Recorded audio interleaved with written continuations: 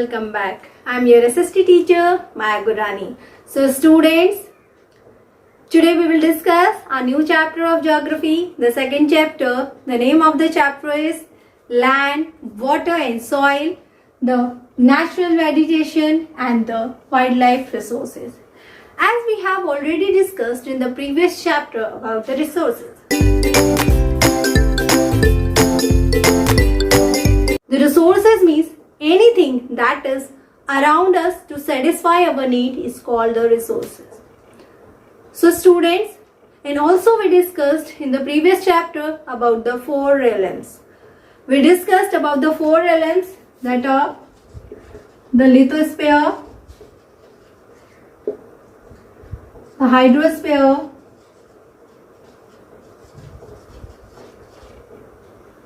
atmosphere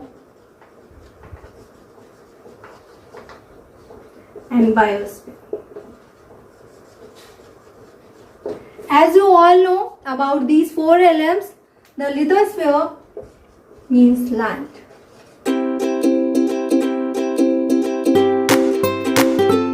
Lithosphere is the hard top layer of the earth and it consists of rocks and minerals. It covers the 30% of the area and the 70% of the area, or we can say the rest of the area, is covered by the water.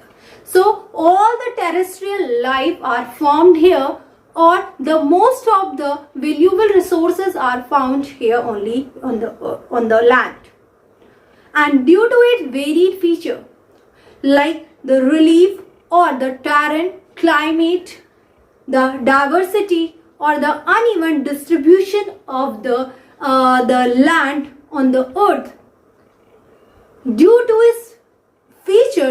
these features, it varies from place to place. So here is the story of Mamba and the Picha.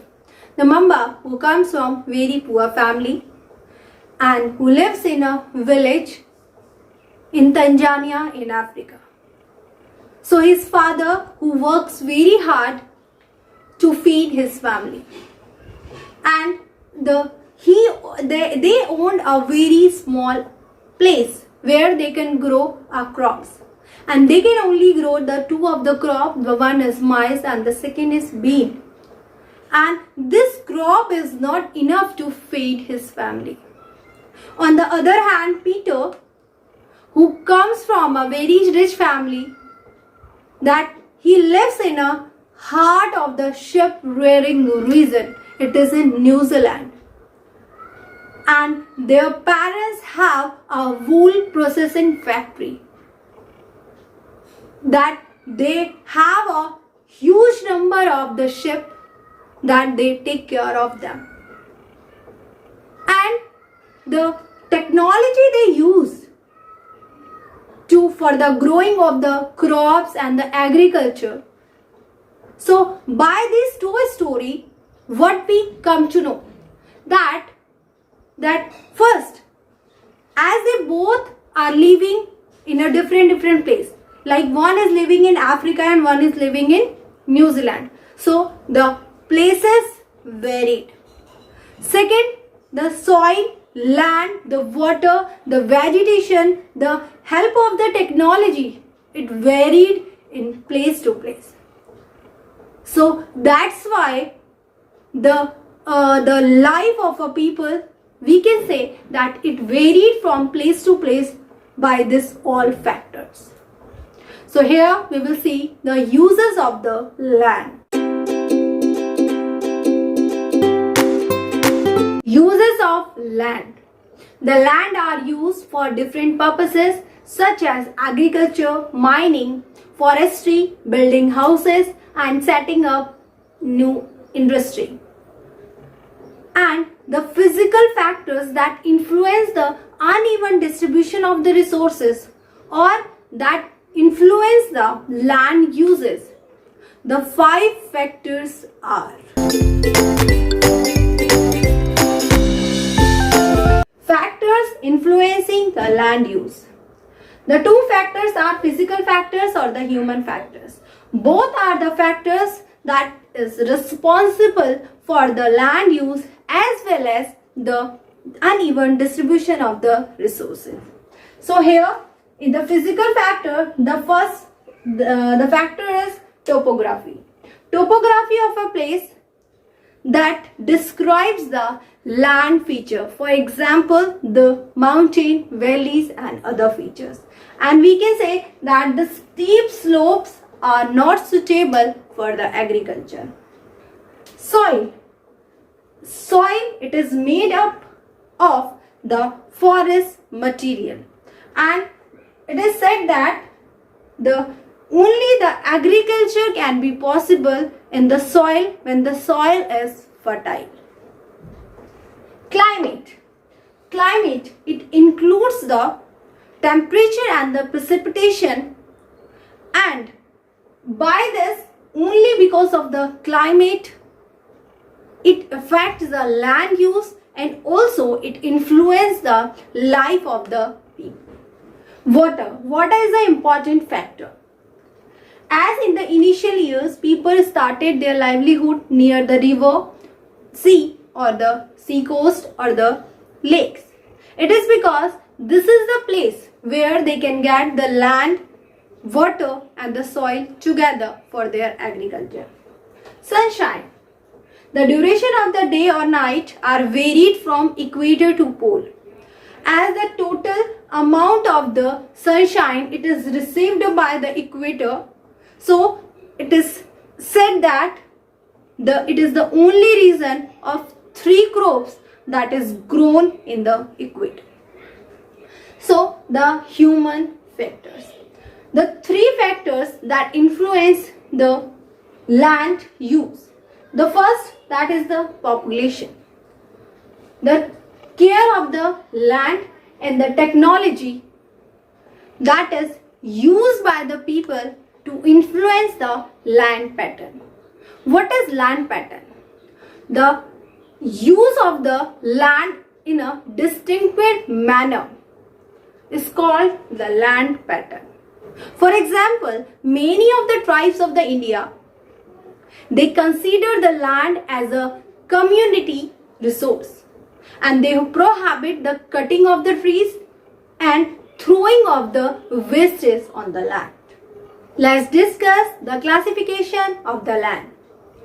On the basis of the ownership, the land can be classified into 2 parts, that is the private land or the common community land.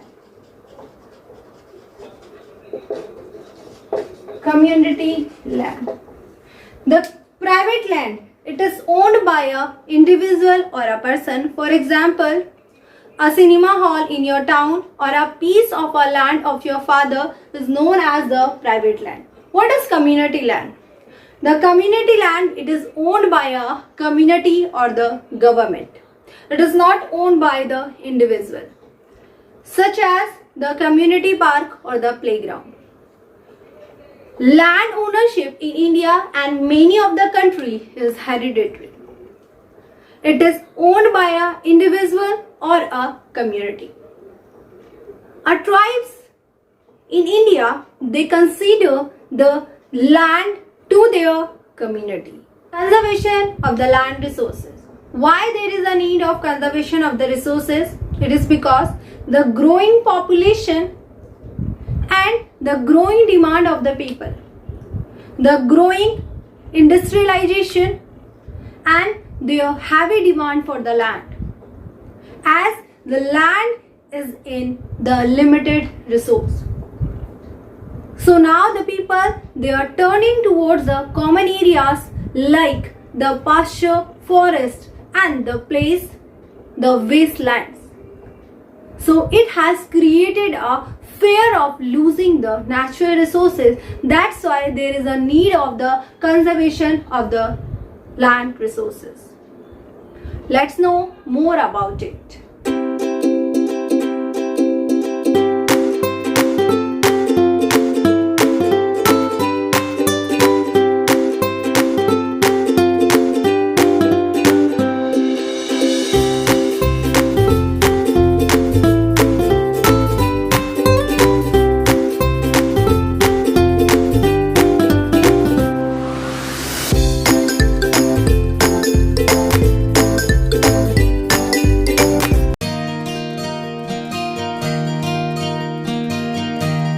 the landslides are major concern.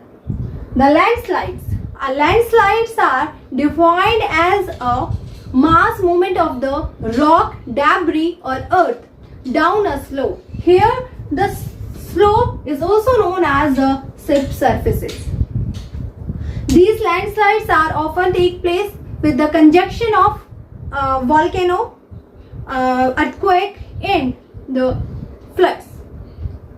So the landslides, a prolonged spell of the rainfall, it is caused a heavy landslide, and in hilly terrain, it is these landslides are major concern. It is because it causes a lot of destruction, and there it is known as a natural disaster.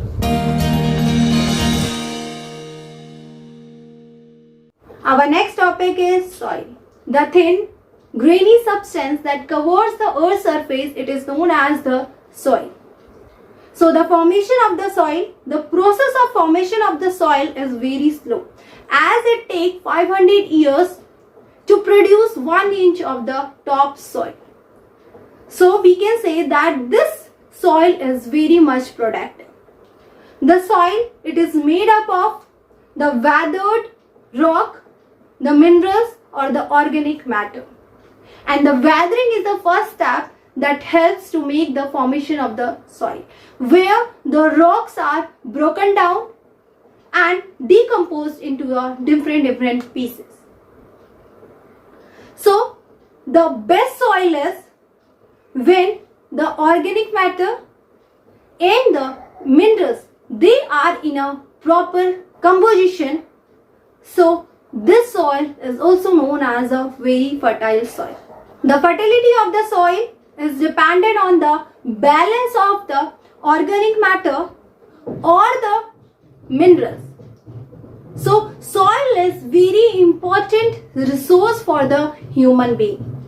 As it is very important, it is important for the agriculture, and through the soil only we get our food. So here we have a soil profile, or we can say the horizontal soil.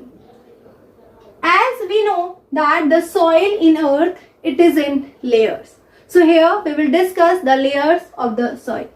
So the first, where we do the agriculture, it is known as the topsoil with humus and the vegetation. Beneath of this, there is a soil. It is known as the soil, subsoil with sand, silt and clay. This is the place, this is the area where we can get the sand, silt and the clay. And beneath of this, this is the area where we have the weathered rock material. And in the last, here we have a perennial rock. So all this we will discuss when we will discuss about the rock factors. We will discuss this in deeply.